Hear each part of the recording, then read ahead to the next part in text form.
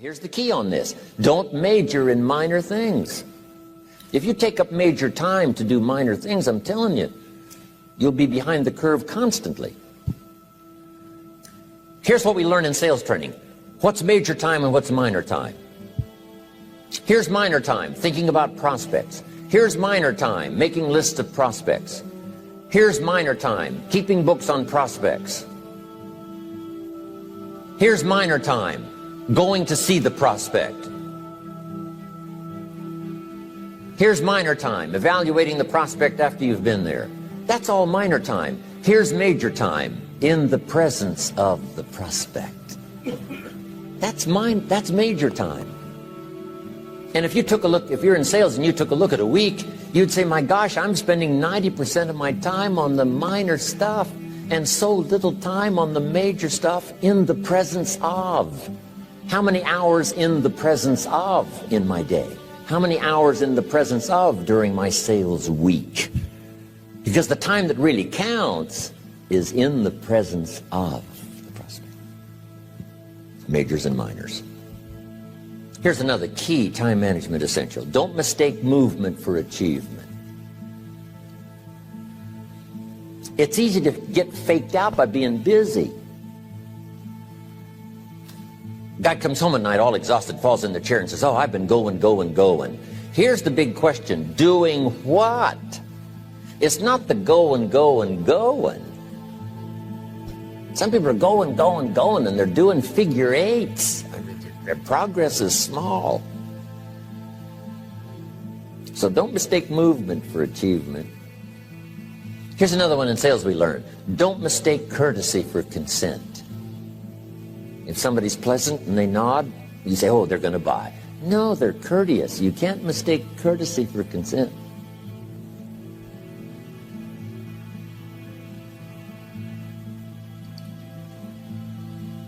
Now here's a big one, concentration.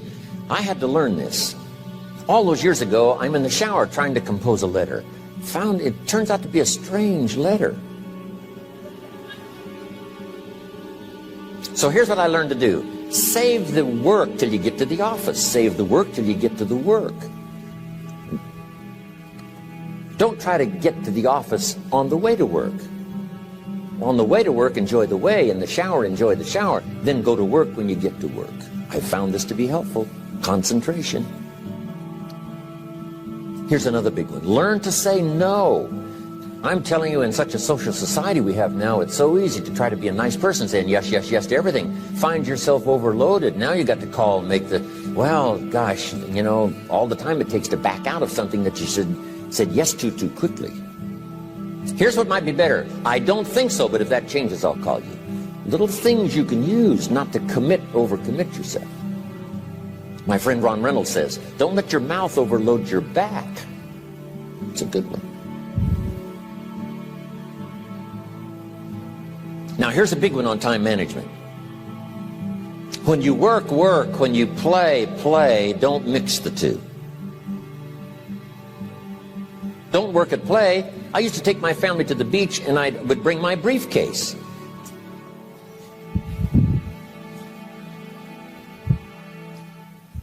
I learned not to do that. Or at the beach, I'm saying I should be at the office. Now my family's upset because I'm at the beach and I'm thinking office. Now when I'm at the office, I'm thinking what? I got to get my family to the beach. So things are not going too well at the office because I'm thinking beach, and things are not going too well at the beach because I'm thinking office. Here's what I learned to do. At the beach, be at the beach. At the office, be at the office. When you work. When you play. Don't mix the two. Don't work at play. Now here's one of the most important ones. Don't play at work. Work is too serious. You don't want the reputation of being the office joker. It's not a good one. Yes, there's time for some pleasant stories. Yes, there's time for a little humor. Yes, best if it's a happy office, of course. But I'm telling you got to be serious about work because you're parting with a piece of your life for the work you do.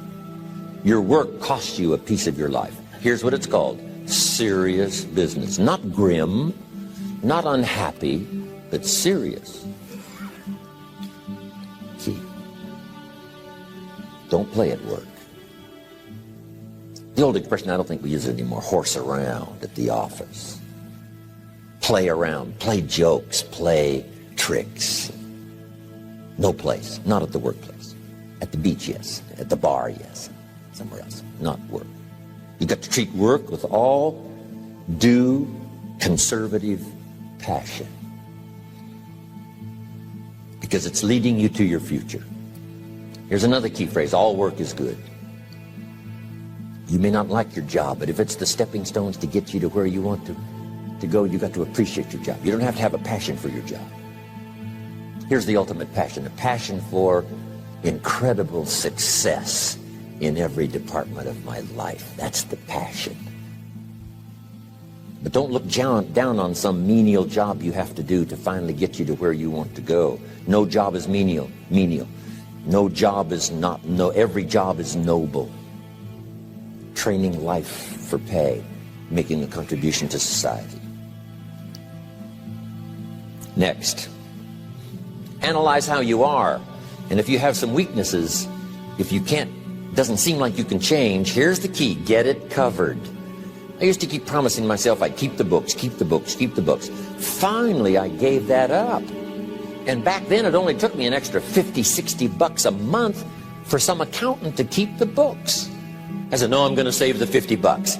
You can't believe what I started losing in productivity because I tried to save the $50. So the key is, a lot of the time you can stay like you are, but just make sure you get it covered. Okay.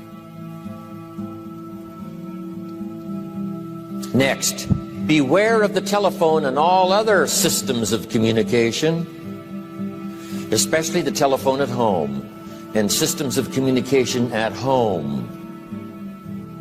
And here's one of the best lines I've got for you for the weekend: let all communication systems serve you, but don't let them intrude. When it comes time to have dinner with your family, you shut off all systems, unless the ones that can take messages silently. Don't let the phone ring. Don't let anybody intrude, come through the front door nor the back door, nor through the telephone or any other device. So you can't reach John and his family when he's having dinner. The President of the United States couldn't get through. If you develop that kind of a reputation, father, mother, when we have dinner, when we're visiting and have this time with our family, nothing intrudes. So don't let these clever little devices keep intruding. You've got to have a place that's sacrosanct, it's valuable. You don't let anything in for that period of time. Okay. Isn't that good advice? Excellent advice. Here's the next one. Read all the books. You know, I've only got a few notes here on time management, but if you've got some particular challenges, you run a big organization, a big corporation, you've got some challenges, there's plenty of books. Now, here's what's next. Just be more alert to the things that might be stealing your time. Here's why. Time is like capital. You can't let someone steal your seed corn. You can't let someone steal your capital. And you can't let someone steal your time. You must designate your time. And some of the time that you designate, you must not let anyone steal. Casual time, you might let someone intrude and steal a little bit and take a little bit, but not serious time.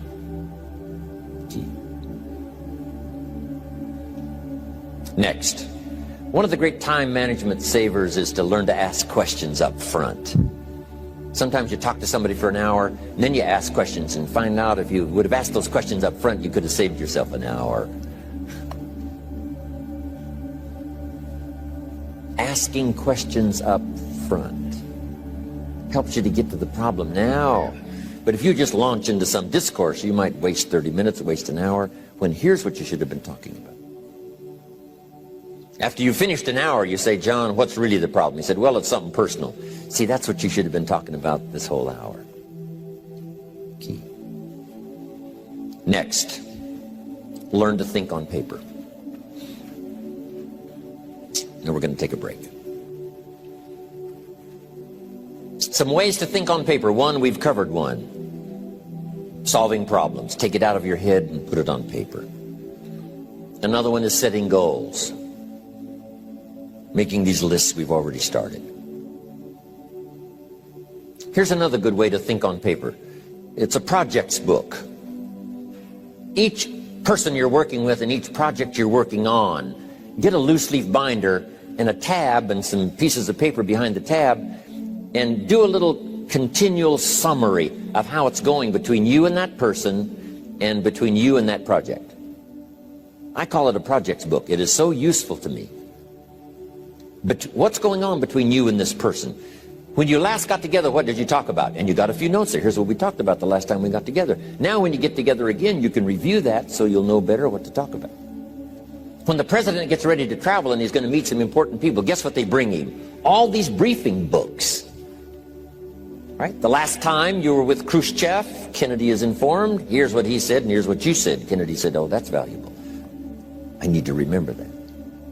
If a person is important, it's worth a little running account.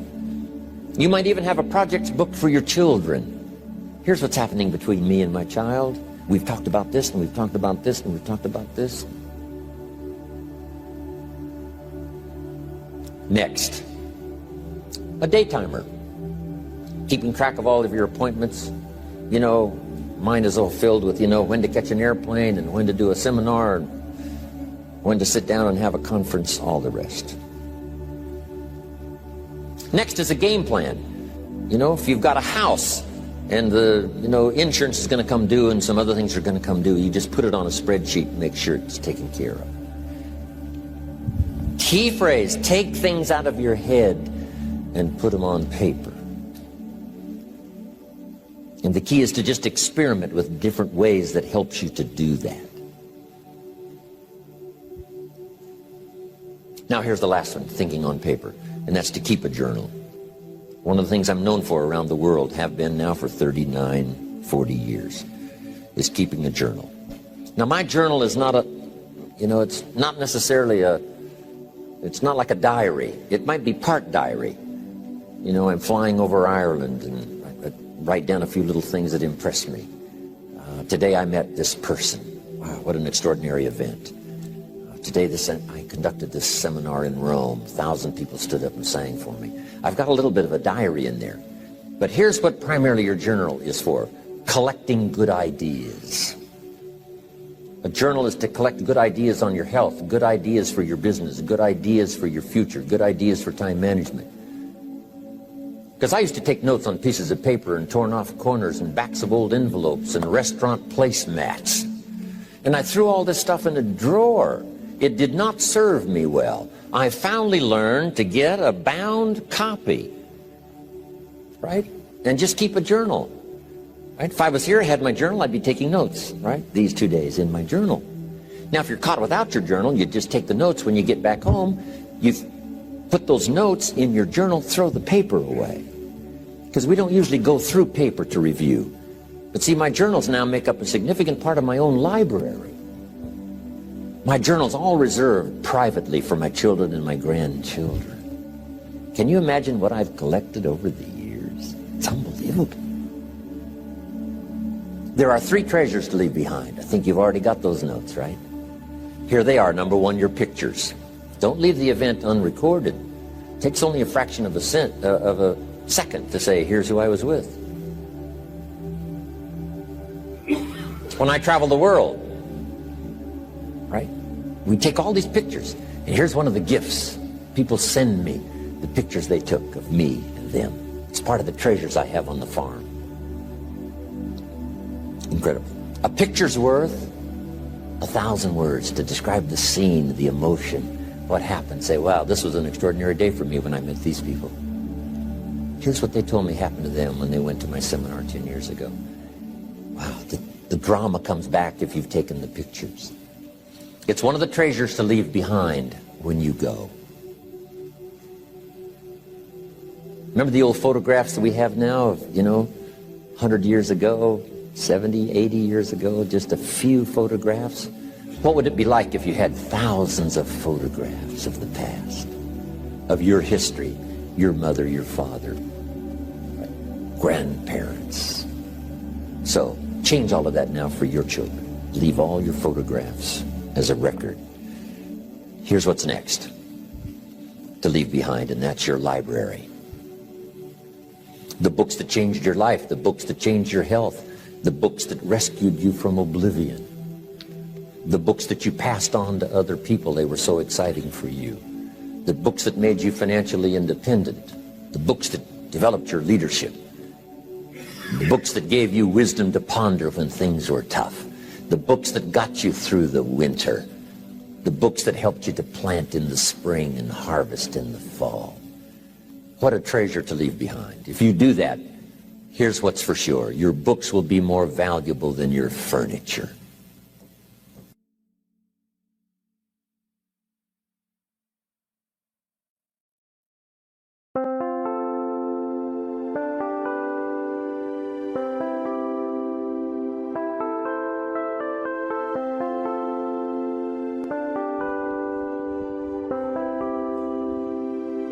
Chẳng được quên khi cơn mưa đêm lại về. Em đã quên lời thề và ta như đông chìm sâu. Không còn mơ em anh nhận màu. Em chỉ cần mơ đâu bye bye.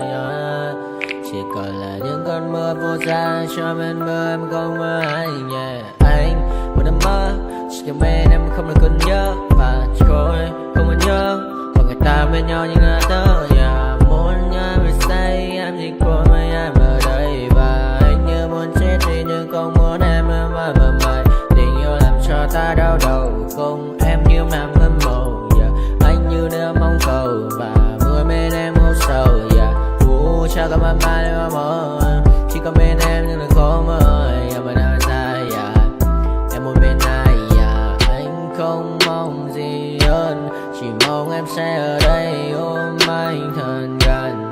Anh chỉ mong đôi ta được có nhau. Mà đừng em đâu anh có em. Một đêm bên anh có em.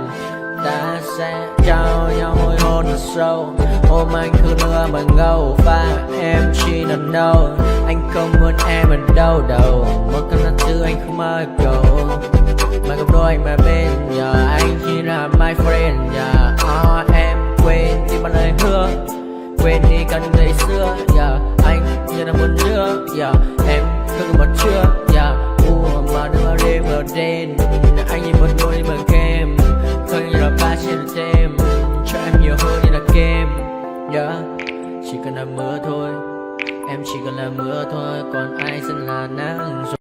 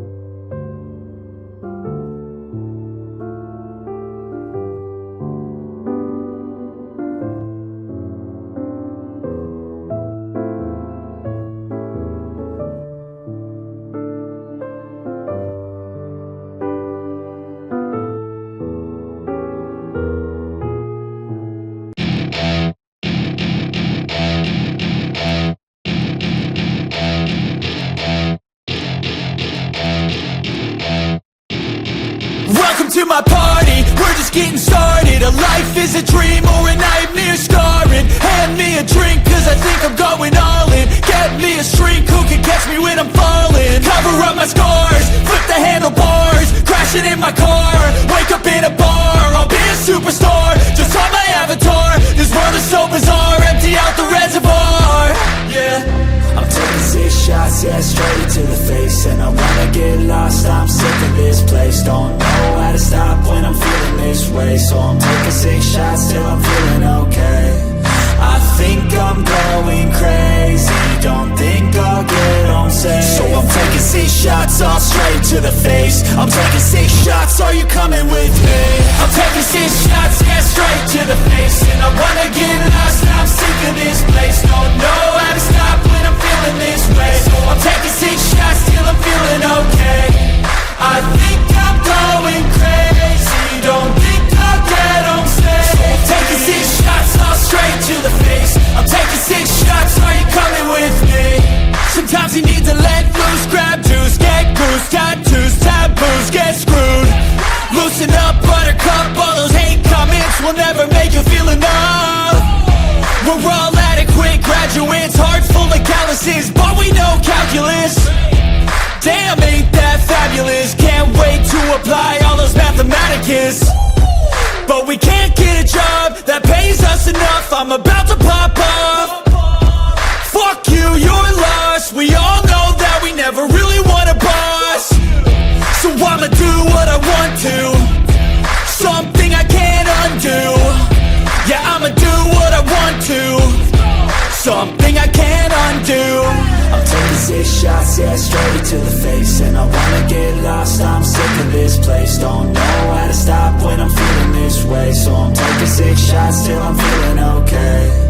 I think I'm going crazy, don't think I'll get home safe. So I'm taking 6 shots, all straight to the face. I'm taking 6 shots, are you coming with me? I'm taking 6 shots, yeah, straight to the